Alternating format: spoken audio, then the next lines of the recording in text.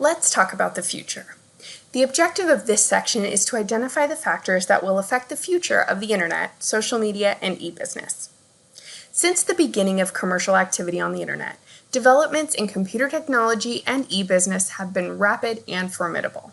However, success is not guaranteed. Today, most firms involved in the internet, social media, and e-business use a more intelligent approach to development.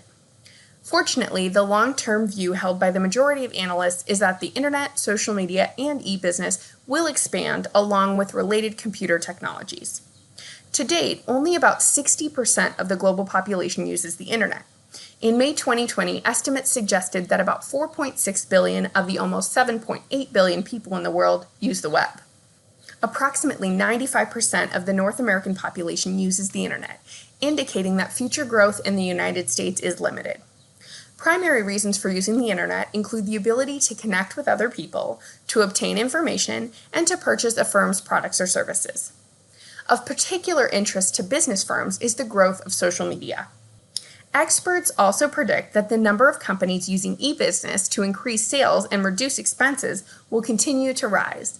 Firms that adapt existing business models to an online environment will continue to dominate development. The social and legal concerns for the internet, social media, and e-business extend beyond those shared by all businesses. Essentially, the internet is a new frontier without borders and without much control by government or other organizations. Social responsibility and ethical behavior by individuals and businesses on the internet are major concerns. An ethically questionable practice is the unauthorized access and use of information discovered through computerized tracking of users once they are connected to the internet. A user may visit a website and unknowingly receive a small piece of software code called a cookie, which can track where the user goes on the internet and measure how long the user stays at a particular website.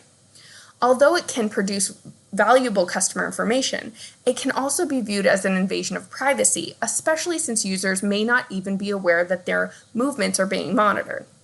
There are several other threats to users' privacy and confidentiality. Monitoring an employee's computer usage may be intended to help employers police unauthorized internet use on company time, but the same records can also give the firm an opportunity to observe what otherwise might be considered private and confidential information. Experts suggest that at the very least, employers need to disclose the level of surveillance to their employees and consider the corporate motivation for monitoring employees' behavior. Some firms also practice data mining, the practice of searching through data records looking for useful information. Based on an individual's information, data mining analysis can provide what might be considered private and confidential information about individuals. Because the internet is often regarded as an unregulated frontier, both individuals and business users must be aware of online risks and dangers. A general term that describes software designed to infiltrate a computer system without the user's consent is malware. It is often based on criminal or malicious intent and can include computer viruses, spyware, deceptive adware, or other software capable of criminal activities. In addition to the risk of computer viruses, identity theft is one of the most common computer crimes that affects both individuals and business users. A recent study determined that over 15 million Americans were victims of identity theft in just 1 year. Most consumers are also concerned about fraud. Because the internet allows easy creation of websites, access from anywhere in the world, and anonymity for the creator, it is almost impossible to know with certainty that the website, organization, or individuals you believe you're interacting with are what they seem. Today, there is more information available than ever before, and the amount of information will only increase in the future. In order to obtain more information in the future, both individuals and business users must consider the cost of obtaining information and computer technology. In an effort to reduce expenses, some companies are using cloud computing, a type of computer usage in which services stored on the internet are provided to users on a temporary basis. When cloud computing is used, a third party makes processing power, software applications, databases, and storage available for on-demand use from anywhere. Instead of running software and storing data on their own employer's computer network or their individual computers, employees log on to a third-party system and use and pay for only the applications and data storage they actually need. a business must consider a number of external and internal forces that affect computer technology and e-business.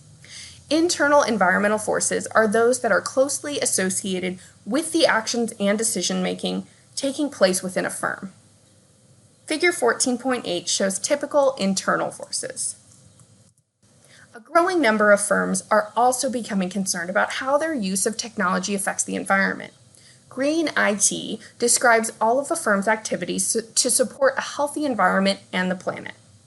In contrast, external environmental forces affect a company's use of technology and originate outside the organization. These forces are unlikely to be controllable by a firm. Instead, managers and employees generally will react to these forces, attempting to shield the organization from any undue negative effects and finding ways to take advantage of opportunities.